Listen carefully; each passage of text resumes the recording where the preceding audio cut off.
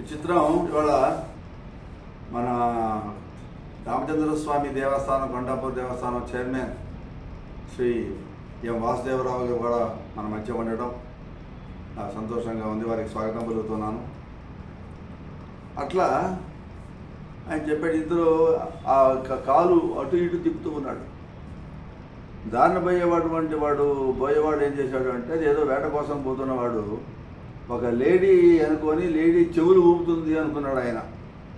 వెంటనే అంబులపతిలో నుంచి బాణం ఎక్కుపెట్టి గుర్తించి కొట్టాడు. ఆ బాణం తగిలేపటికల్లా కృష్ణుడు హా అని బాధపడుతున్నాడు. వాడు దగ్గరికి వచ్చి చూశాడు.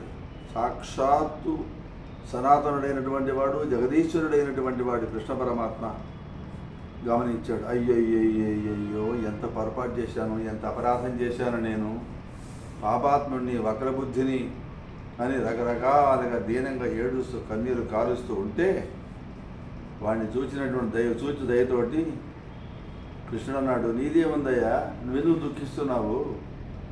పూర్వజన్మ కర్మల అనుభవాలు ఎవరికైనా తప్పవు.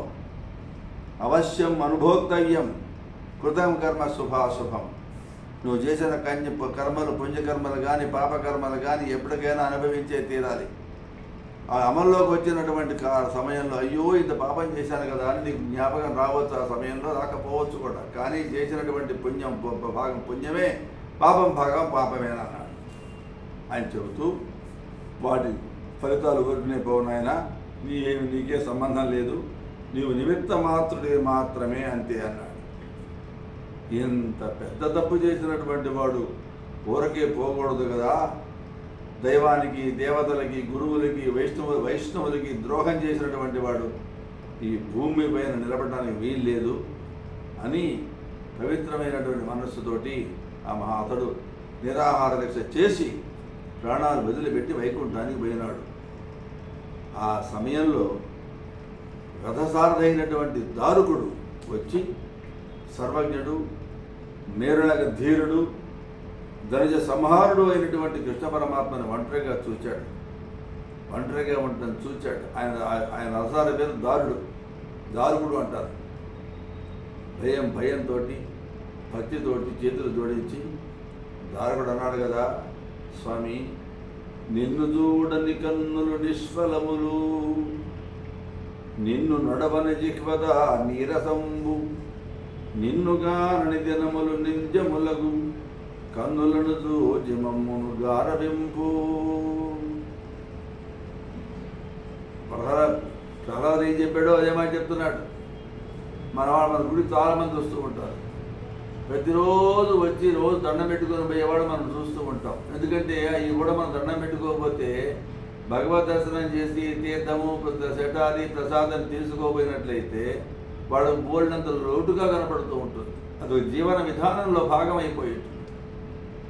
అట్లా గుడికి వెళ్ళాలి, దేవాలయానికి వెళ్ళి భగవద్ దర్శనం చేసుకోవాలి, తీర్థం తీసుకోవాలి, శటాలు తీసుకోవాలి, ఆయన కీర్తించాలి, భగవంతుడిని స్మరించాలి, స్తుతించాలి, మన కష్టసుఖాలని చెప్పుకోవాలి, ఈ భావన.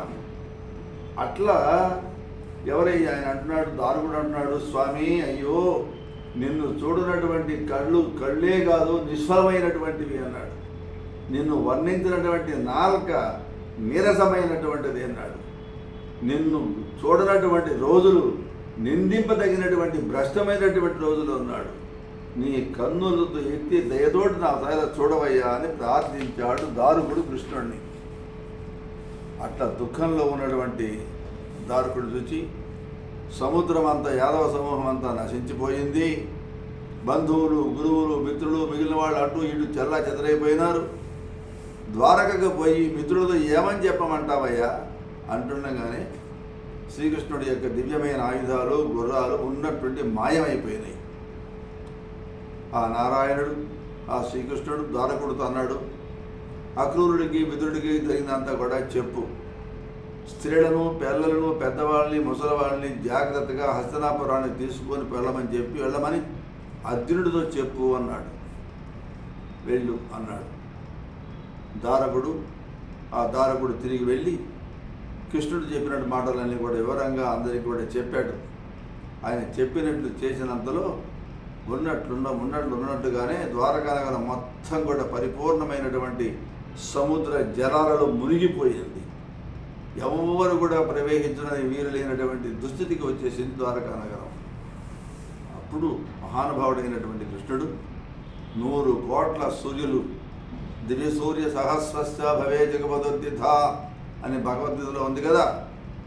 100 కోట్ల సూర్య భగవానులు ఎంత ప్రకాశిస్తూ ఉంటే ఎంత వెలుగు వస్తుందో అంత తేజస్సుతోటి వెళుతూ నారదుడు మొదలైన వాళ్ళంతా కూడా వాళ్ళ సముదాయం అంతా నడుస్తూ ఉంటే, బ్రహ్మ రుద్రుడు మొదలైన దేవతలంతా జయ జయ నినాదాలు చేస్తూ ఉంటే వాళ్ళందరితో కలిసి తోడుగా ఆయన తన స్థానానికి శ్రీవైకుంఠానికి వెళ్ళిపోయినాడు. ఆ నారాయణమూర్తి సముద్ర ప్రాంతంలో జగన్నాథుడి రూపంతో ఉన్నాడు అని చెప్పి శుక మహర్షి పరీక్షలు చెప్పాడు. ఈవేళ మనం జగన్నాథుడు అంటున్నాం, పూరి జగన్నాథుడు. ఇప్పుడు ఒడిశాలో ఉంది అది, భువనేశ్వర్ దగ్గర. అక్కడ ఉన్న జగన్నాథుడు ఇతడే. అంటే అవతారాన్ని సాధించిన తర్వాత శ్రీవైకుంఠానికి పోతూ దారిలో అక్కడ ఉండిపోయినాడు ఆయన. ఆ పూరి దేవస్థానంలో, ఆ పూరి దేవాలయంలో ఎన్నో గొప్ప గొప్ప వింతలు, అంటే సైన్స్కి టెక్నాలజీకి అందనటువంటి యొక్క విధంగా ఆ పూరి మహాక్షేత్రం విరాజమానంగా ఉన్నది అని శుక మహర్షి పరీక్ష మహారాజు చెబుతూ, మహారాజా, ఈ కథ విన్నటువంటి వాళ్ళు కానీ, రాసినటువంటి వాళ్ళు కానీ, లేదంటే చెప్తుంటే విన్నవాళ్ళు కానీ, చెప్తున్న వాళ్ళు కానీ అన్ని రకాల సిరులు సంపదలు అక్షయమైనటువంటి ఐశ్వర్యం కీర్తి అదృష్టం కలిగి దీర్ఘాయువుతో లోకులంతా మెచ్చుకునేట్టుగా ప్రకాశిస్తారు. వాడికి ఉండేటటువంటి జాతక దోషాలు ఉంటే పోతాయి, వాడికి క్షేమం కలుగుతుంది అని చెప్పాడు పరీక్ష మహారాజుకి శుక మహర్షి.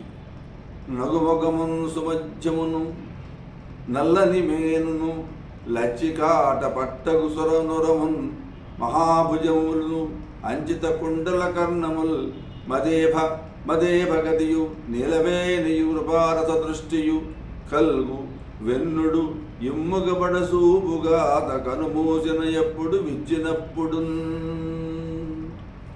చక్కని చిరునవ్వుతో తొలకరించే ముఖారవిందం, చక్కని నడుము, నల్లని దేహం, లక్ష్మీదేవి నివాసమైనటువంటి వక్షస్థలం, పెద్ద బాహువులు, అందమైనటువంటి కుండలాలు ఉన్నటువంటి చెవులు, సామజ వరగమన అన్నట్లు గజగమనం, నల్లని జుట్టు, దయారసం చెందేటటువంటి చూపు, ఇవన్నీ శుభలక్షణ సంపన్నుడైనటువంటి విష్ణుమూర్తి నేను కరులు మూసినా కళ్ళు తెచ్చినప్పుడు కూడా నాకు సాక్షాత్కరించుగాక అని చెప్పాడు. అలాంటి భగవానుడు అటువంటి దానికి ఈ యొక్క 11వ స్కంధం పూర్తి చేస్తూ ఒక మాలిని వృత్తం చెప్తున్నాడు. ధరణిహృత్తరంత ధర్మ మార్గానుగంత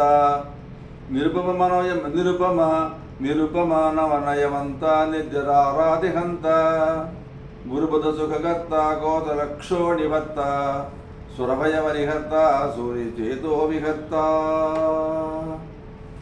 అని ఏకాదశ స్కంధాన్ని పూర్తి చేశాడు శుక మహర్షి. ఇక చిట్ట స్కంధం 12వ స్కంధం ద్వాదశ స్కంధంలోకి మనం ప్రవేశిస్తూ ఉన్నాం. మంగళం కోసలేంద్రాయ మహనీయ గుణాబ్ధయే చక్రవర్తి తనూజాయ సార్వభౌమాయ మంగళం వేద వేదాంత వేద్యాయ మేఘశ్యామల ముహూర్తయే పుంసాం మోహన రూపాయ పుణ్యశ్లోకాయ మంగళం.